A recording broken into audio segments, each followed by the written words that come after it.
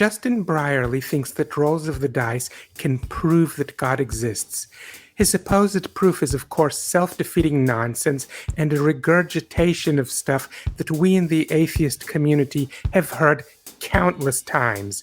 So I get together with Secular Rarity to expose how that is so. And that is what I will show you in just a moment.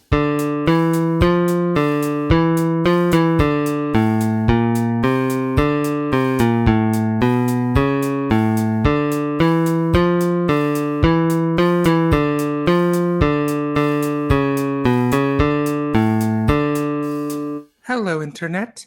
This is Red Angel Sophia here with another installment of Tearing Down Terrible Videos Together, where each time I get a guest and together we find a video from somewhere on the internet with terrible messaging in it, and together we critique that video and expose why the message of that video is so horrible.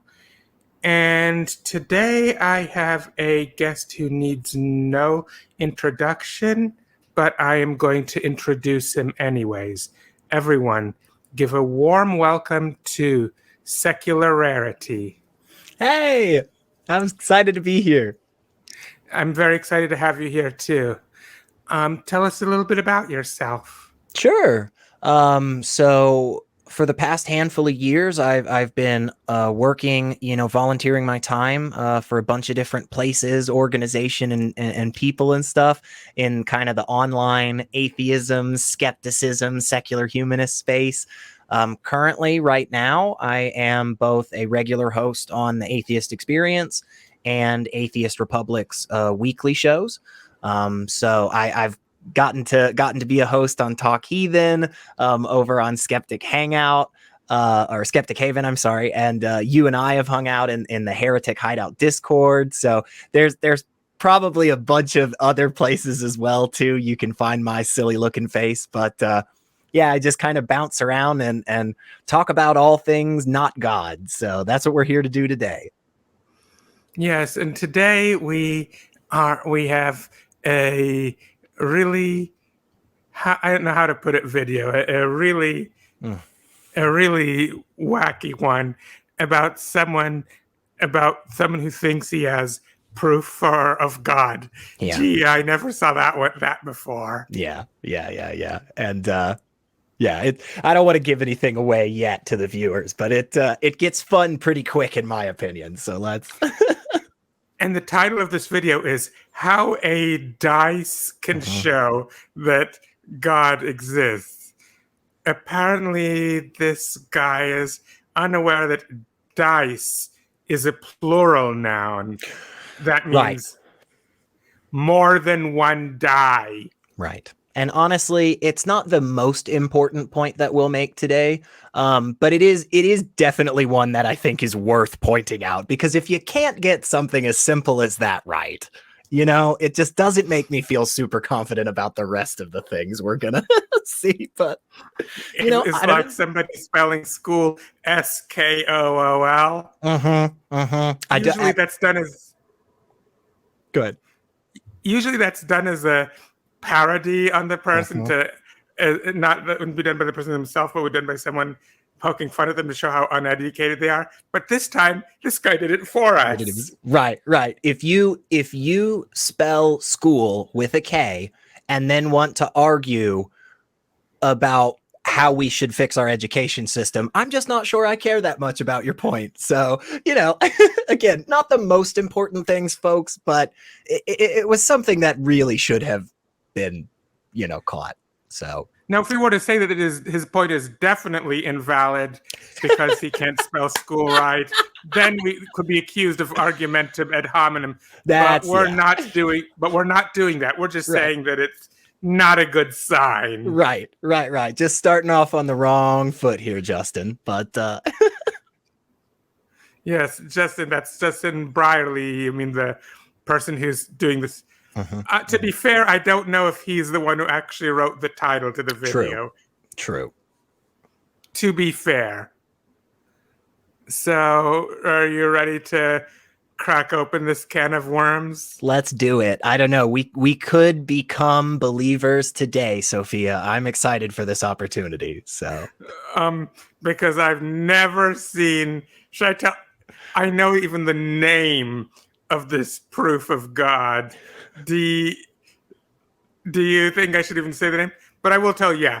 If for some reason, unexpectedly, watching this video the third or fourth time causes me to become a believer, it is my code as a skeptic that I must openly admit that. yep. But spoiler alert, I've seen this video 4 times. Yeah. I know and I've seen the name, or maybe it was only 3 times. I've seen this video a few times, Right. and I've seen the name, and I've seen the same proof presented a number of times before. I know its name, but just to avoid spoilers, I won't say at the moment what it is. I like it.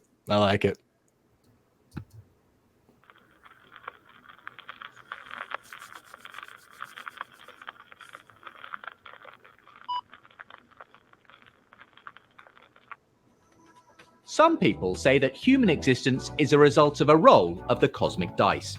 Like the gambler who stakes his life savings on the next throw, we just got lucky in the lottery of life. Some people say there's no purpose in the universe, no grand plan, no God behind it all. Our numbers just came up and here we are. But I don't believe them, and nor should you. Okay. Yeah. I've already got some things, and I think this is something that'll come up, and Justin will kind of touch back on this a couple of times, but he offers up this other possibility because we know Justin is a believer. We know Justin believes in God. And so he's presenting this other alternative to God did it, right? For why we're all here and why everything's happening. His answer is God. And what he's saying on the flip side is that if it's not God, it just has to be complete and total luck. And that's not true, right? Like if we think about the puddle analogy and we ask ourselves, why does the puddle have the shape of that hole? Saying luck would be incorrect. It would be an inaccurate understanding of how the water filled in that hole, right? So maybe it's possible that some of those, rolls of the dice, like Justin is saying, weren't lucky, but were only capable of producing one result, or only capable of producing one of a handful of results that would ultimately still lead to life existing, right? So I think he's already setting it up in a place where it's not directly a false dichotomy, I think, but it basically is. He's basically saying you've either got God or you've got luck, which we don't know. There could be a necessity that certain things have to be a certain way. We don't know. One thing is, if you were to set up the conditions of Earth at the time of that life first began, if abiogenesis, and not just any part of Earth, but the part of Earth where life began, you probably would set up like maybe in like a 6 foot by 6 foot by 6 foot tank, and run the experiment for a year, and the chances would be fairly slim that something will happen. Sure. But you would probably get several starting genetic strands, but none of them capable of reproducing and mutating. Yeah. However, if you were to repeat that experiment over a much larger space and over millions of years, then it would only have to have only one time need to produce something that is capable of mutating and reproducing, and evolution can take it the rest of the way from there. Exactly. That's the evolution can take it the rest of the way from there, and it only has to do one time, and it only has to do one one time. Right. So the chances are really much higher than anything. Yeah. But he's not. But that's if he talks about abiogenesis rather than an earlier event known as the Big Bang. Yeah. Exactly. Which took place billions of years before abiogenesis. Yeah, like what, like 9 billion or something, right?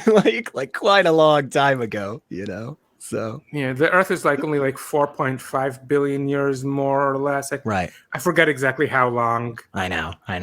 I know it's somewhere in that range, right? Like 14 billion-ish for the whole universe, all existence, like 4 point something-ish, on the Earth itself. And then I think it's pretty close for life. Like I don't think it's very far off from once the Earth kind of solidified and stuff.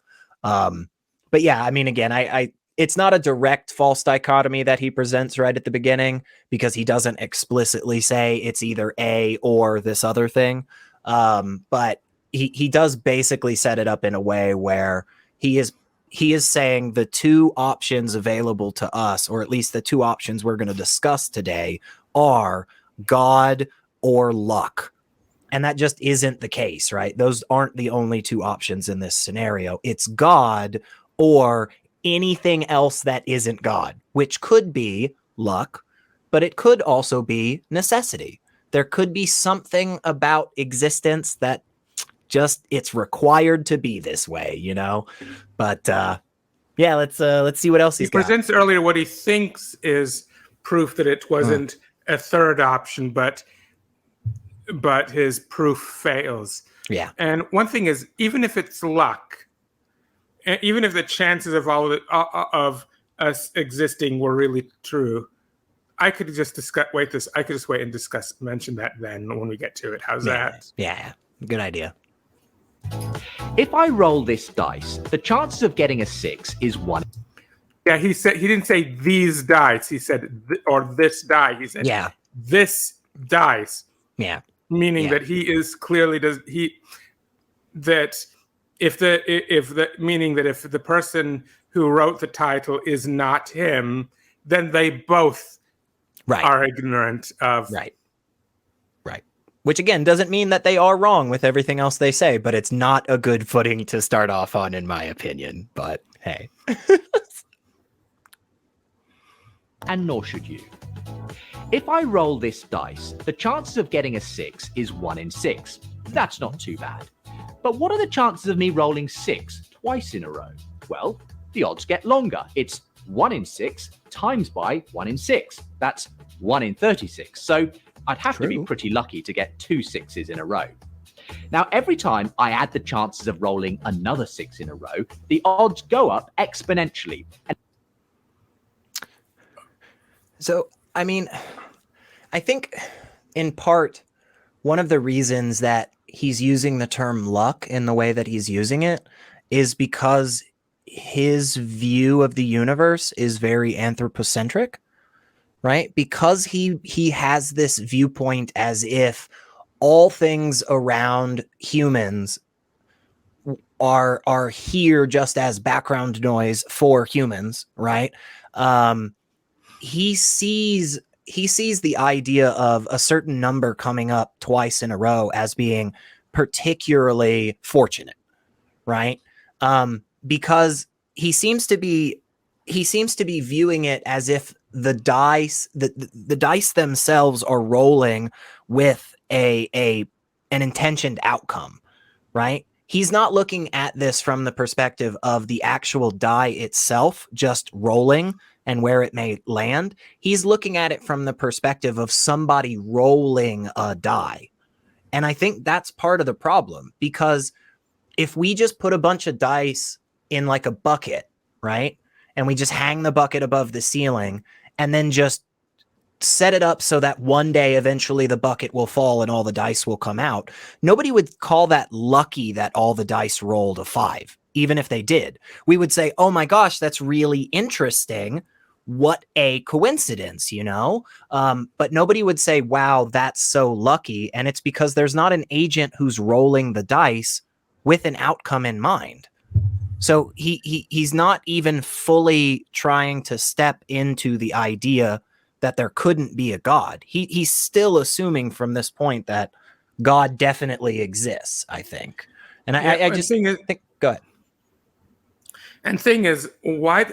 Let's say he's rolling the dice 6 times. Mhm. What's so special about 6 sixes? Sure. Like, what if I had a die where I like rolled a die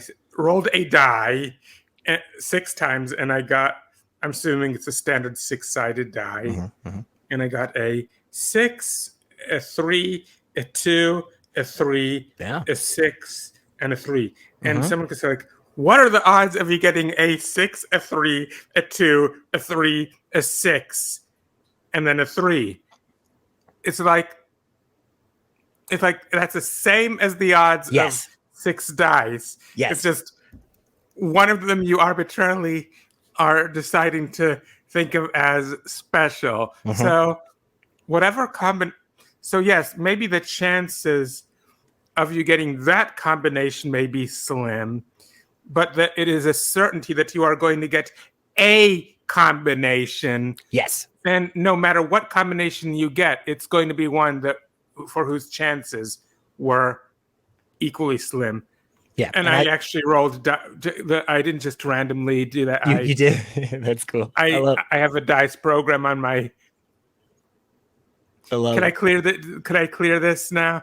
Maybe, I don't know. It might be a miracle, Sophia. We don't want to, dismiss a miracle so quickly, right? No, I think that point is exactly the right point, because it feels like it's this really, really big deal to us, but that's because we're putting that subjective lens on it. We're putting the I'm the main character lens on this scenario, and so we're like, oh wow, I can't believe I got dealt a royal flush. But again, just like you said, the likelihood of getting those exact cards actually is the same as getting a bunch of random cards that don't help you at all in this game, so you mean any specific set of random cards that don't help you? Right.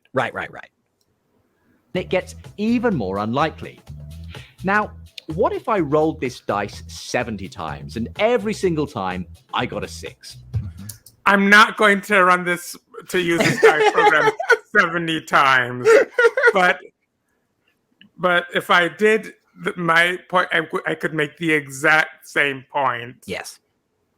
And neither of them are more special or less likely than the other. They're all on the same boat. It's just that, again, we feel as if certain outcomes are more surprising to us because we're a subjective agent that's putting our thoughts and feelings on it. Like, why isn't it more impressive that it rolls 1 every time? And the answer is it isn't. It's exactly the same. Or any specific combination in that specific order. Yep. Okay, that's pretty unlikely, but it's possible, right? Well, in fact, the chances of rolling a 6 70 times in a row are around 1 in 10 to the 55.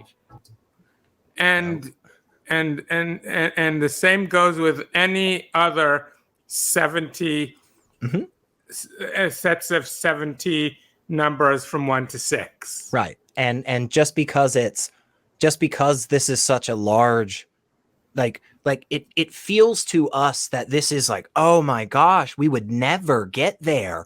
That's incredible. Like 1 out of 10 to the 55. Wow, that's so huge. But again, just think about all of the things that currently exist around you, folks, that you 100% accept. And there's just billions. There's just an insane amount. Go count the threads in your carpet. I'll wait. You let me know how close it is to that number, or if it's closer to 5. It's probably going to be a big number, and it's probably going to seem, how could you ever? Do you know how long it would take to put a single thread into a carpet? Well, 10 times 10 to the 55th amount of threads. How long would that take? Oh my gosh, it's so huge. And yet we still have carpets, right? Like beaches still exist. There's billions and billions and trillions of grains of sand. So is it really that impressive?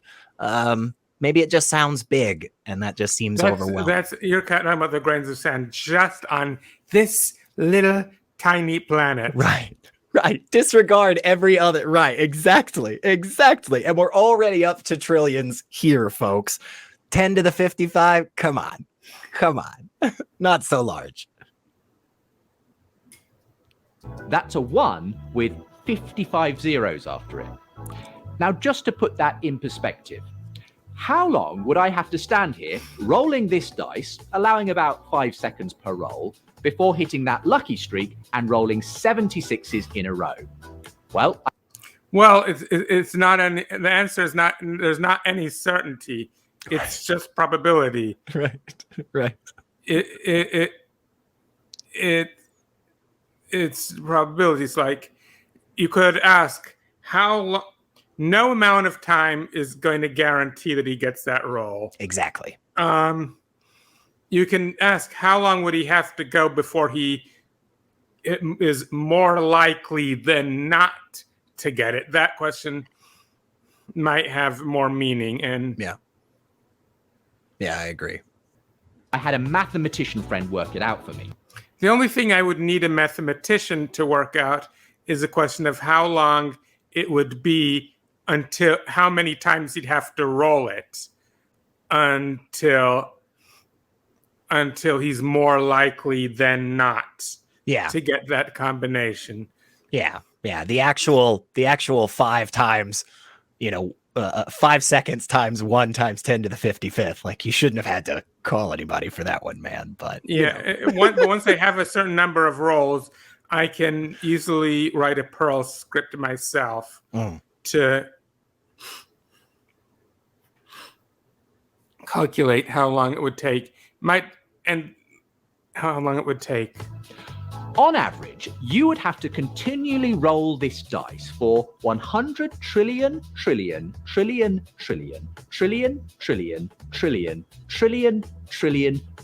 years before your numbers come up.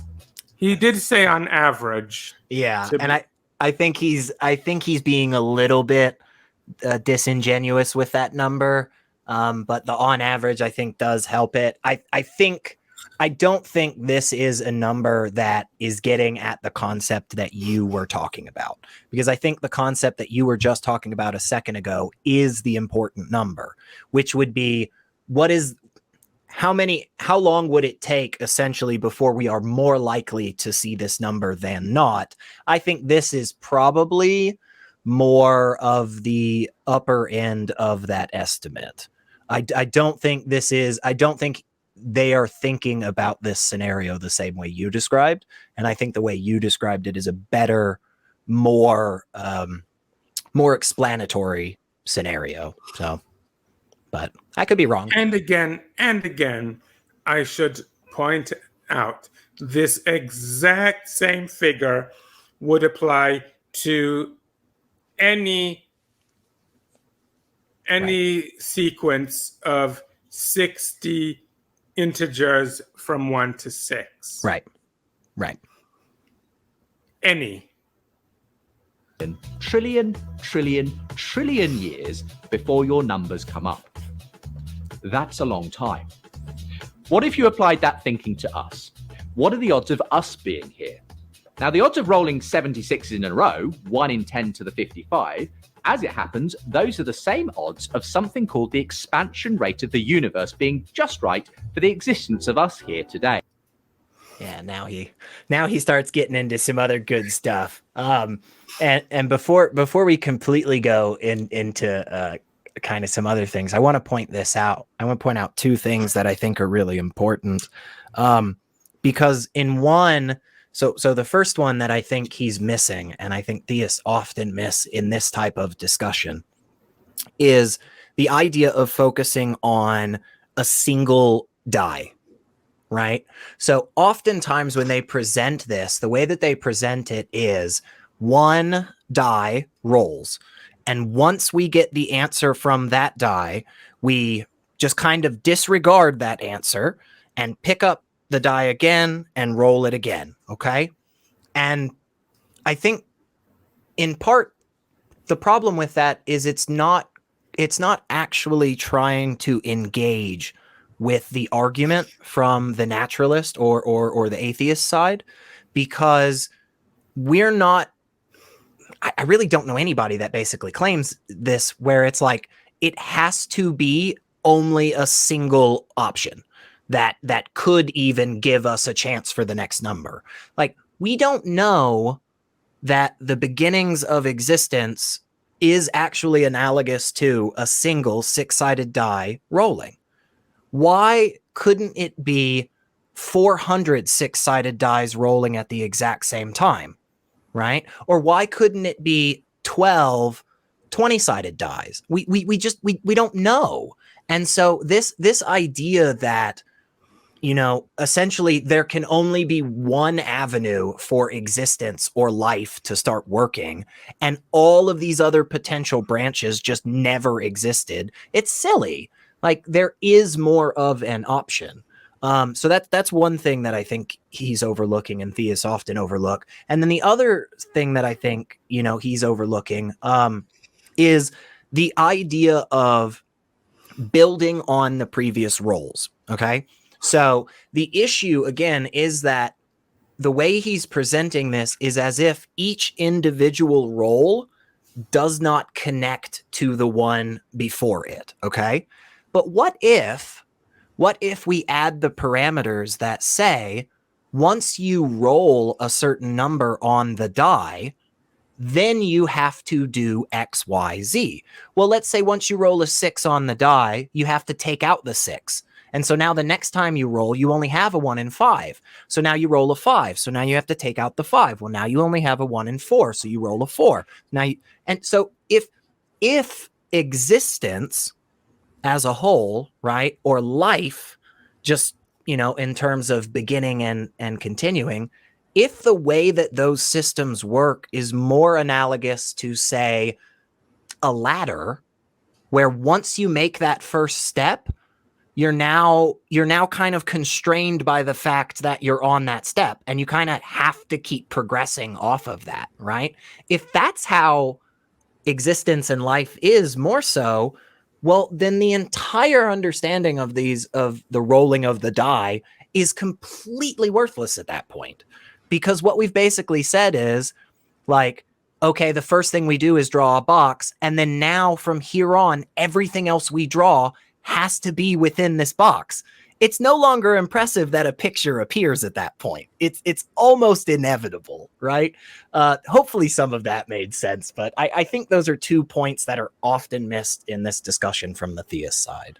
Yeah, it's like, can I name the proof of God that he's using now without causing a spoiler? Yeah, go ahead. This is the fine-tuning argument. Yeah, 100%. And it just basically, it assumes that if certain constants of the universe were any different, that life would never have happened. Right. But but they do not realize how gratuitous that assumption is. More likely than not, life would happen just on a different scale, either size-wise or time-wise, right, or both. Right. It would just, that's the only thing that would have, most likely that's the only thing that would be affected. Yeah, which would be cool. It would be awesome to live in a world where everybody is just like, you know, I don't know, like maximum 1.5 feet tall. That'd just be fun. Like, everything's still. We wouldn't notice it because we'd be maximum 1.5 feet tall. Right. No. Right. We'd have no conception of it or anything. But, you know, it's like one time I was like marveling at you know, that trick when I was a little kid. I was marveling at that trick, you know, where you put your straw in a drink, put your finger over it, lift the straw, and the liquid stays in the straw. Yeah. And I asked, why doesn't this work for larger cylinders? And then the adult at the table said, that's because of the sizes of molecules. And I said, but if atoms were larger and molecules were larger, then I could get a bigger straw and this would work. And he said, yes, but we wouldn't notice it because we'd be larger. Right. Yeah. And most likely that's how things would work out if the constants of the universe were any different. So this fine-tuning argument, it's silly, is not as sane as as theists seem to think it is. Yeah, totally. From the moment of the Big Bang, when our universe began to rapidly expand, the rate of that expansion was exquisitely finely balanced. Which, as I just said, it wasn't. Right. We are balanced to it. Right. The puddle analogy. Yeah, and that's literally exactly what it is. And I get why anybody, any human being sees the world and the universe like that. I mean, it makes complete and total sense. It would be very odd if humans constantly walked around, right, with all the thoughts that we have and all the knowings that we have, like, it would be weird if also in the process we didn't at least kind of feel like the things around us were for us, right? Like if we just constantly looked at trees in our yard and we're like, man, isn't it crazy, the stardust, that came together to form this after billions of years of it, that we would never get anything done, right? Like we kind of have to have this, subjective, driver to kind of navigate us through the world. Otherwise, I mean, how do you make sense of anything, like? But yeah, evolution has no destiny. Yeah. Destination, just destination, at least. It wanders aimlessly. Right. They say evolution has a lot of great tactics, but no strategy. Yeah. And whichever one works is the one that keeps going, so. Any faster, and the universe would have expanded too rapidly to allow the formation of chemicals, atoms, stars, and galaxies. Or they would have been at a different scale. Yeah, exactly. And he's going to, in a second, he's going to put up some of the other little constants that he claims, makes kind of solidifies this case. And I'll wait till then to say my little piece on it. But yeah, it exactly. He's not at all even entertaining that possibility that you just laid out, which absolutely not only is it possible, but it's plausible. I mean, we do have demonstration in various forms. Like for a long time, all the biologists out there were like A, T, C, G. That's it. That's all you got for DNA everywhere, anywhere. There's no other possibility. But we did actually find some life that does have some things switched out in places that we thought wouldn't work. And if that's possible there, how do we know that it's not possible in other places? The answer is we don't. We don't know that it's not possible. And logically speaking, it definitely isn't illogical. It definitely follows all the correct structures. You mean DNA bases beyond the four that exist on life on Earth, with life on Earth? Have you seen E.T.? Yeah. There was a brief mention in E.T. that his DNA had six of those bases, which meant one pair combination more than life on Earth has. And the point is, I don't know if that was because of science to discover that possibility then, or if it was just because something just added to make him sound more alien. Yeah, that's a good and question. luckily science later on happened to confirm that as correct. Yeah, and I'm not sure, honestly. And I'm always willing. Please, anybody out there, if I'm just completely freaking wrong on all of this, please let Sophia know. I know I'll definitely get the message, and I will correct any mistakes. But yeah, I don't think it was something that we've discovered super long ago. I want to say like within the last 2 decades, so I could be wrong on that time frame. And again, it wasn't to say that this is something that can just be implemented in all forms of life, right? Like if we just started swapping out, various base pairs in an elephant, with some other stuff, it probably wouldn't work out too well. But it does seem to at least show us the possibility that there are other combinations that, could work. And that alone is what's important, because if we just show that possibility, right, then that says to us, hey, this type of life that we have isn't actually necessary. And there could be other forms of life. And so the idea of all of this being created specifically for us seems to be on a weaker footing there, right? Because we've shown other things would work just as well, if not better. So maybe it wasn't built for us. Any slower, and the universe would have collapsed back in on itself. But as it happens, the universe expanded at just the right rate to allow for life to develop in the future, for us to be here. And if it had been in a different rate and some other beings had evolved instead, they would be talking about how the universe had developed just right for them. This is the anthropic principle we're talking about now. Right. There'd be a bunch of incredibly advanced, intelligent squids, probably. It's probably going to be a squid or an octopus that does it, right? Or dolphins, maybe. And there'd be one dolphin that's like, look, Dolphin God created the whole world for us. And there'd be this other dolphin that's like, nuh-uh, what if like monkeys evolved, with like little digits on their hands and like some hair, but not like all the hair. It could be. You never know. So that's if evolution had taken a different course millions of years ago. True. I'm talking about if the expansion rate were different. Oh, just yeah. Or it could be humans, but of a different size or different on a different scale. True. And again, like you said earlier, we would never know. We would never know that because it would be something that's so pervasive everywhere. All of existence would be affected by that. So it wouldn't be as if like your water bottle just suddenly shrinks in half or anything. You would grow at the same rate. So, yeah. Indeed. It hit 70 rolls of the number 6 in a row, first time.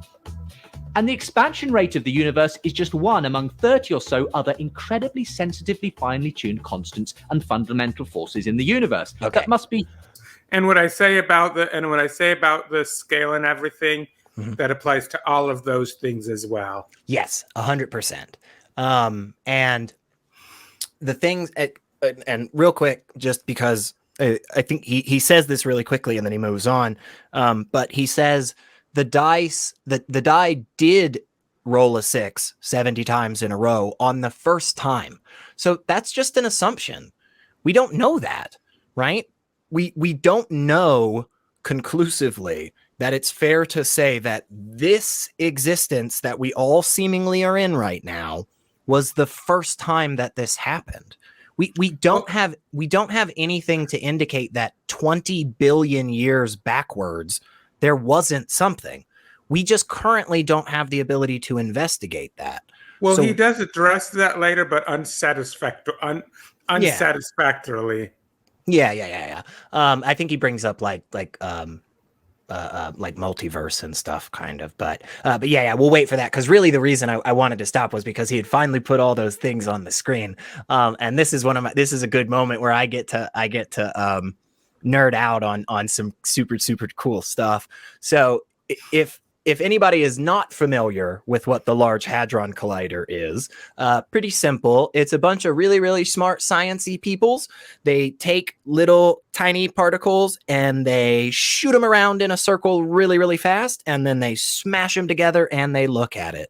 Obviously, it's a lot more technical, folks, than what I'm saying. So please go do your research if you're not familiar. But recently, over the last couple of years, there have been a couple of very, very interesting experiments that have happened at different laboratories around the world that other scientists are really, really confused about. Because if those results are true, oops, now we know for sure we probably got something wrong that we've taken for granted for a while. And that thing that we could have gotten wrong, for instance, is the atomic mass of this tiny little particle, this tiny, tiny, tiny, tiny, tiny little thing that when you break down an atom into the neutron, the proton, and the electron, and then you break those little guys down further and you get the quarks and the mesons and the bosons. Well, this little guy, a muon, M-U-O-N, is a particular subatomic particle that is insanely tiny, tiny, tiny, tiny, tiny, builds everything in the universe. And we may have gotten the mass wrong. And if so when was this discovered, the muon? Oh, just the muon itself, I think, was discovered back in the 80s and stuff when we first started doing this. But only recently have we gotten to a place of thinking what could answer some of these other experiments that seem to provide contradictory information. What could answer that is if we got the mass of the muon incorrect.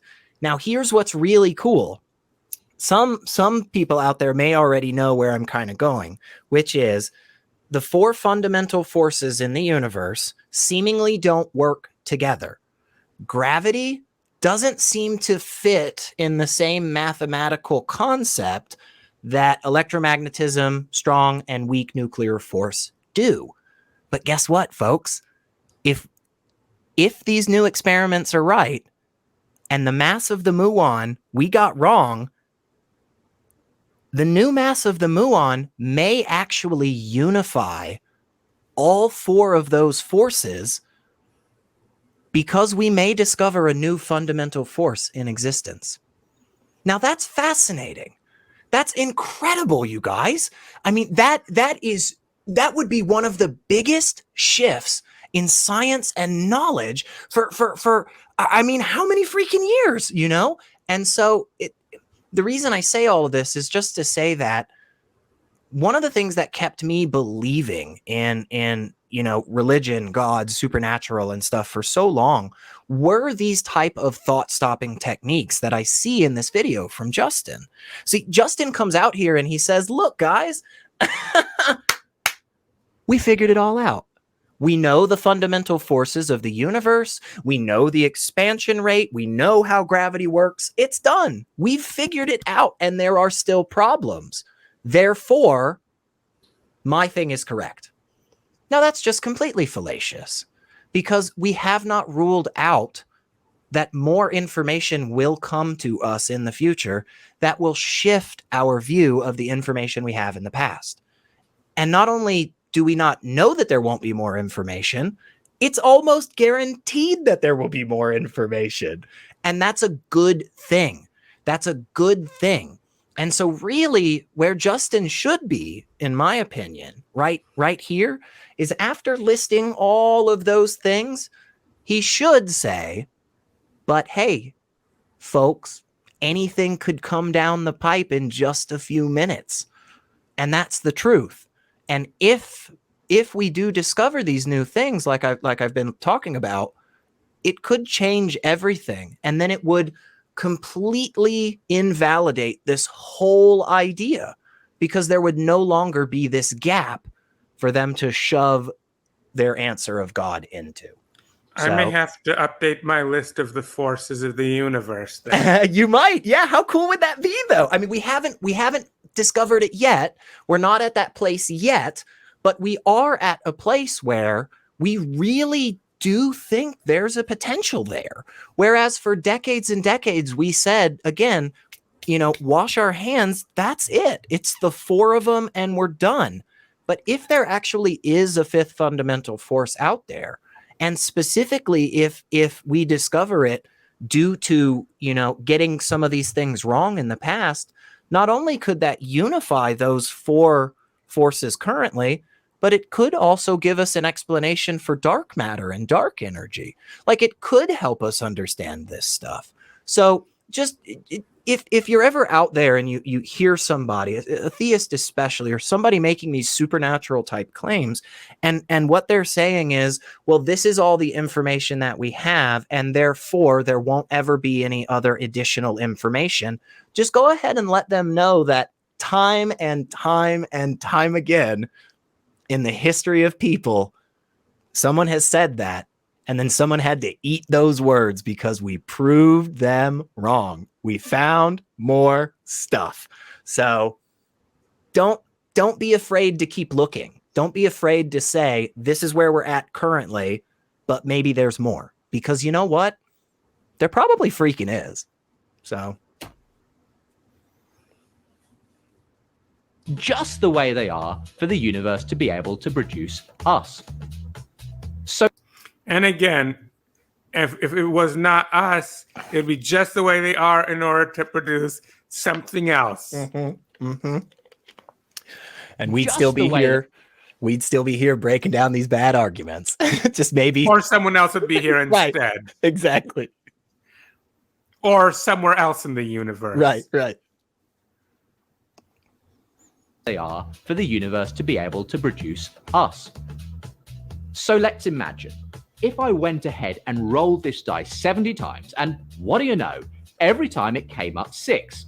No waiting for trillions upon trillions of years. First time. Beginner's luck? Hardly. You would assume that I must have rigged it. Maybe the dice are loaded. Maybe there are 6s on every side. It can't be chance. Okay. So again, what he's doing here, folks, is he's trying to do something called an internal critique, right? Where basically what you do is you grant the opposition all the arguments that they want to throw your way. They say, God's, omniscient. And you go, great, fine. We'll just accept that. Okay. And they go, God's all loving. And you go, great, fine. We'll just accept that.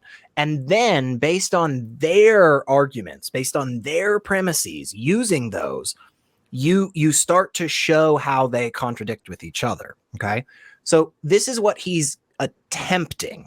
And the reason I say attempting is because he's not actually doing it. And here's what I mean. What he's doing is he's saying the language of an internal critique, where he starts to pull out this argument and he says, look, if this is what your argument is, these are the problems with it. But the issue is that he's not actually engaging fully with the argument to begin with. He's not, because right there he says, if I sat down and rolled this 70 times in a row and got 6 every time, you would think I loaded the dice.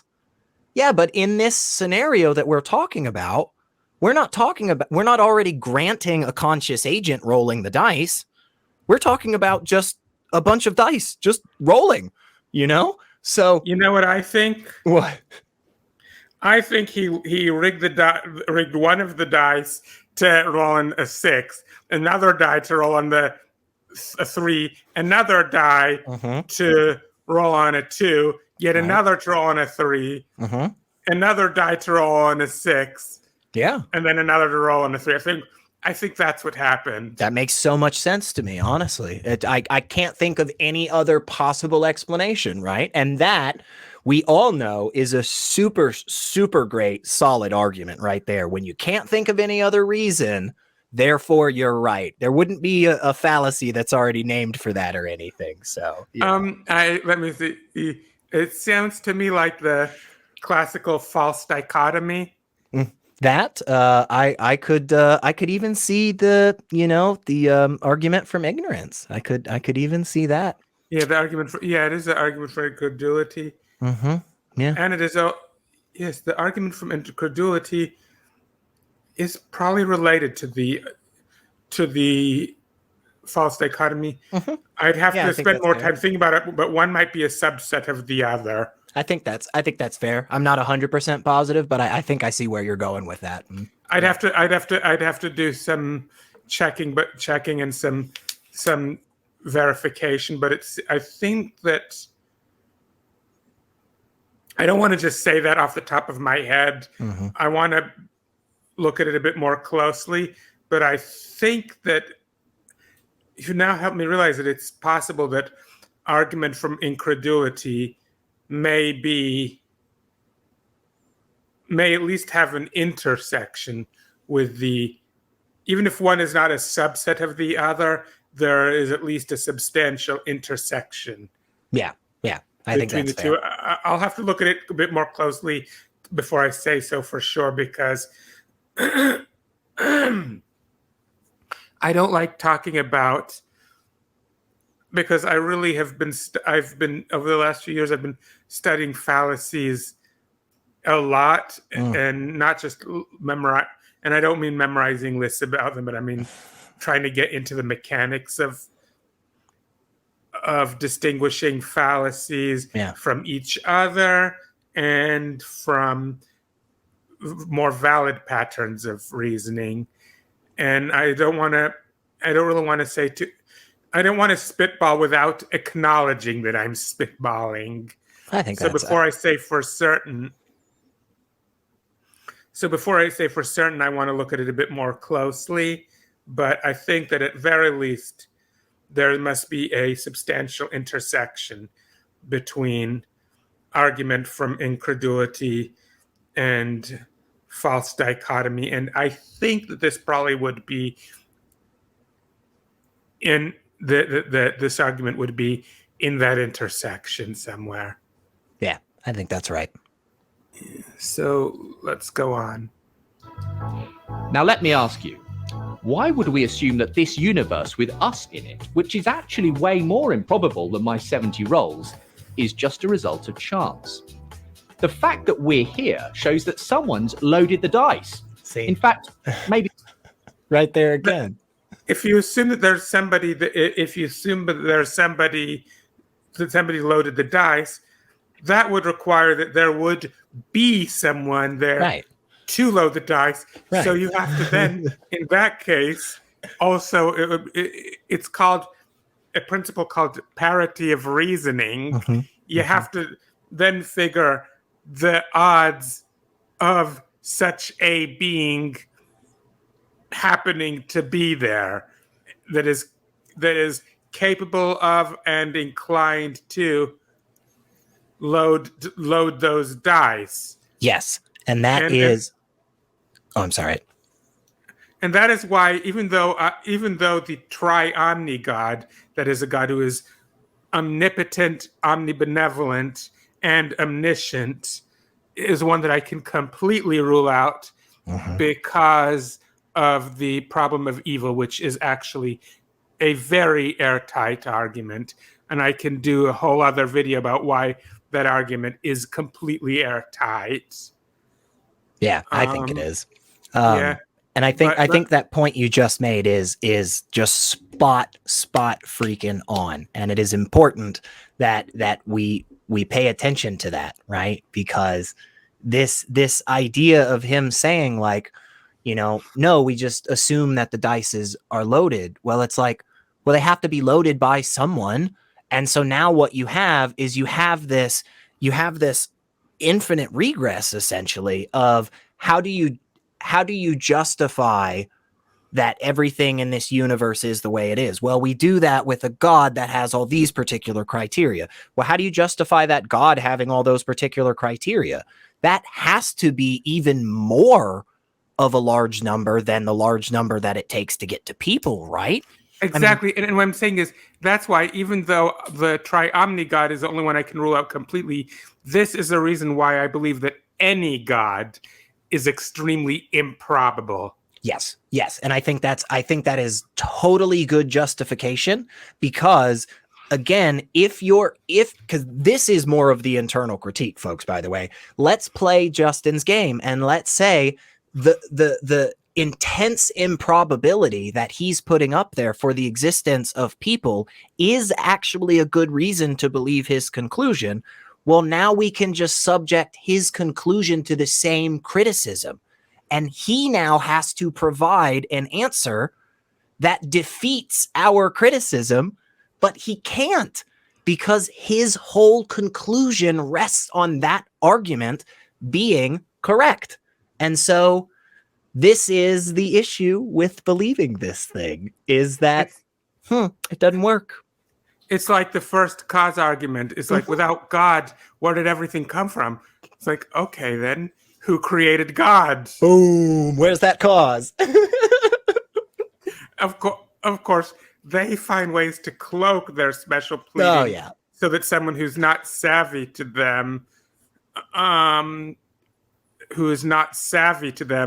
won't recognize it. I'm not sure how, and I'm sure that if he was put to the wall, he probably would find some way to cloak the special pleading on this one too. But I just want to make it clear that this is just like with their claims about the special pleading for God with the first cause argument.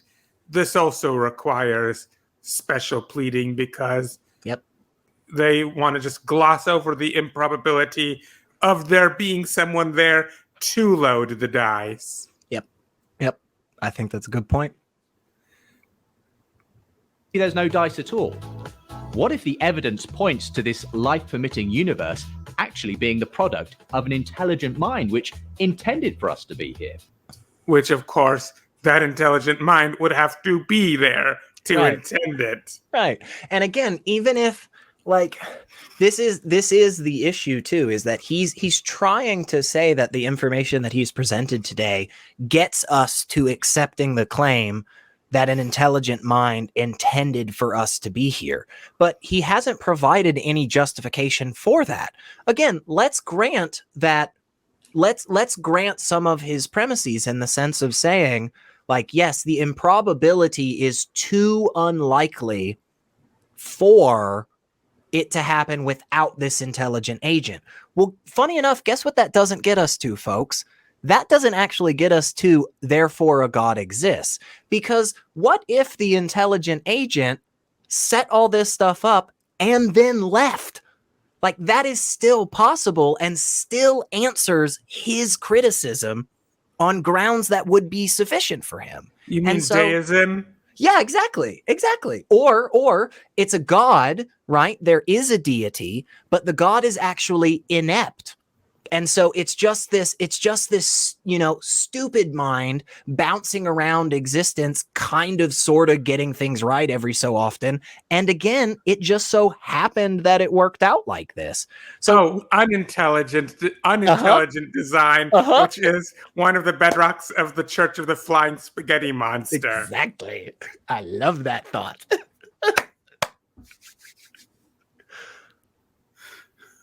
Let's go on. Now, you could come up with some speculative other theory. Maybe there's an infinite number of universes, giving you an infinite number of chances to roll the dice. Maybe. But we don't have any scientific evidence for it. And again, we have that same problem, even more for such a being capable and willing and inclined to load the dice, existing there in order to do it. Yep. And I think I'm pretty sure in the next few seconds, I think he kind of says something that I don't think he meant to say it like this, because I think it kind of shows what you just said there. So So if you're hanging your hat on that possibility, then you're every bit as much committed to a faith position as the person who says, okay, pause it. That's it. He basically says, if you believe this one thing, that's fine, you can do it, but you don't have any scientific evidence, therefore that's faith. And then basically equates that belief with that thing to his faith in God. Is he basically saying he grants that there's no scientific evidence for God? Like, that can't possibly be what he meant by that, right? I'm trying to be super charitable, but that's kind of how it comes off to me, right? No, basically, what I think he means is basically he sees the perceived improbability of a universe that generates us that is not created, and just forgets to do the similar calculations on the probability of a creator coming into existence to create the universe, or happening to just be there to create the universe. Yeah. He forgets to put that same criticism onto that idea. Yeah. And I to think so. figure out that even if you grant his arguments about the unlikeliness of a universe that can create us, the chances of a sufficiently intelligent and powerful being that is inclined to create this universe is even slimmer. Yeah. I really do feel like that is a super duper strong argument. And please, I mean, again, anybody out there that disagrees with Red Angel and myself, please let us know. Hit us up in the comments and stuff. Shout at us on Twitter. All the good, things. Yeah, but I've got even a Discord on this. Yeah. I mean, I really do think what you just laid out is a really solid argument. So I'd love to hear some defeaters if they're out there, but so far, I just think that kind of really shows the unlikely, the intense improbability of any God existing. So, Believing in God isn't a delusion. It's a perfectly reasonable conclusion when we look at the fingerprints on our universe. What fingerprints? Yeah, great question. I mean, A, great question, and B, like, I don't think it's a delusion. I don't think I would say that. I just think individuals are incorrect because they're misapplying, epistemology. I don't think that's necessarily a delusion. Like, they could just be sincerely mistaken. Yeah, I think it's a severe miscalculation. Yeah. And if it's true that we aren't just the fluke result of a cosmic roll of the dice, and that we're actually here because a grand designer intended us from the very beginning, well, that's worth staking something on. And what do they do as a result of these bets? While some people, when they mean staking something on it, they do things that are relatively harmless. There are other people who, motivated by their religious beliefs, pass laws that are extremely repressive, including laws that are being passed in many states in the southern United States that are making the places extremely dangerous for transgender people to exist, and which makes this a perfect time to discuss our friend Alfred, who is a transgender person trying to escape from the southern United States. I have on the screen here the QR code to his GoFundMe, where he's trying to get together the funds that he needs to get out of the southern United States. I understand if you don't have any money or any spare money to donate, but if you do, please visit his GoFundMe and donate to him. And if you don't, then by all means pass that link along to someone who does.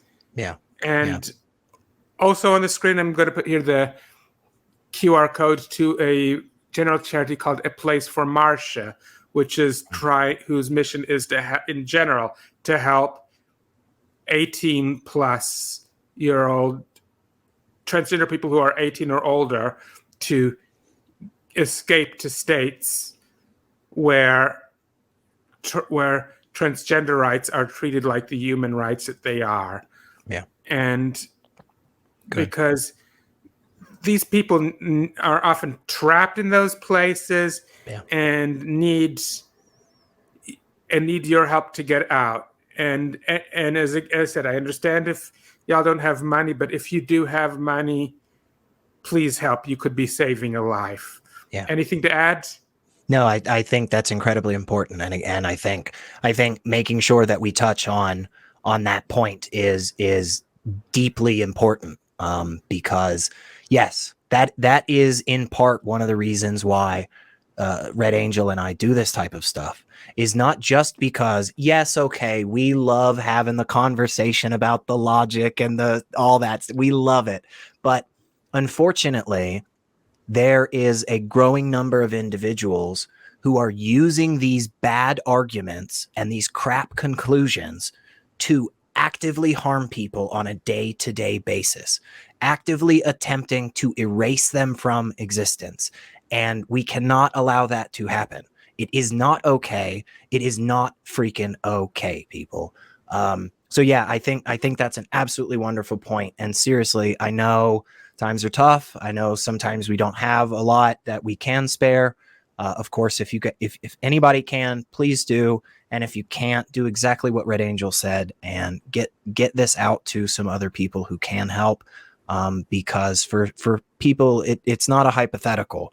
It's not a game. And for some people, it literally is whether or not they survive to the next year. So help in any way you freaking can, folks. And also look, like, if you're out there in your daily life as somebody like me, who's in like the cishet, white guy category, like, let's take some freaking burden on. Okay. We are in a position where we truly are much more privileged than many of our friends and families right now. And it is not their fight alone. So there are lots and lots of things you can do. Please just do any of them. Do any of them. Do all of them if you can. But any of them whatsoever, because we need to push back on this garbage. Thank you so much. Yeah. And so now on with the show. Oh, looks like we're like right at the end. Yeah, I mean, but look, I think overall it was a well-produced video. I don't have a problem with the production quality. Looked great. Yeah, but the terrible and tearing down terrible videos together never was about the production quality. Right. The arguments, unfortunately, did not meet the same standard as the the HD video did. Yeah. So, okay, so that's the end of this video. And any closing comments that you'd like to make? I guess just I'm a big fan of making sure that we really do have good justification to accept our claims. And I think where Justin ended that video is a really, really good point. That, if that claim is true, there's a lot of other repercussions that come from it. If that claim is false and people believe it is true, there's a lot of repercussions and consequences that come from it. And so this is why we should do our due diligence to make sure that our understanding of the conclusions that we have of the world around us as a whole, that methodology is as consistent and as reliable and as predictive as possible. And, maybe some people don't care about that, but I do. And one of the reasons I do is because I have seen the harm that occurs when we don't pay attention to that stuff. And I would sure love to live in a world where we stop demonizing people because of our fairy tale that we can't show to exist. So, I don't know. Yeah, it's like people ask, why don't we just mind our own business and not believe in God? This is why. Yeah, tell the Catholic Church that, then we can talk. Oh yeah. If it weren't, sometimes I wish I could expand this show. If I can ever find a way to do so without breaking its branding, I might occasionally expand this show to also sometimes tear down terrible texts together. Because I would love to tear down one thing by the Catholic, by Pope Paul VI, Humanae Vitae, which really needs to be torn down. If my only thing that preventing me from doing it, this show is called Tearing Down Terrible Videos Together. Yeah. If I can find a way to circumvent this branding in order to sometimes also cover texts, there's a lot of texts I would like to tear down in this show, and that is one. That would be that would also be enjoyable too. I gotta say, there are quite a lot of terrible texts out there, and that's before the invention of the cell phone, folks. The texts unfortunately only got worse after that. So Yeah, play on. I'll talk later about seeing if I can.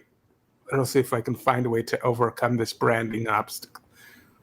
But anyways, as always, I have to remind you all that the opinions of my guests are not necessarily my opinions, nor are they necessarily the opinions of my cat Amber, or of the monster hovering over my bed, or of the gremlin possessing my elevator.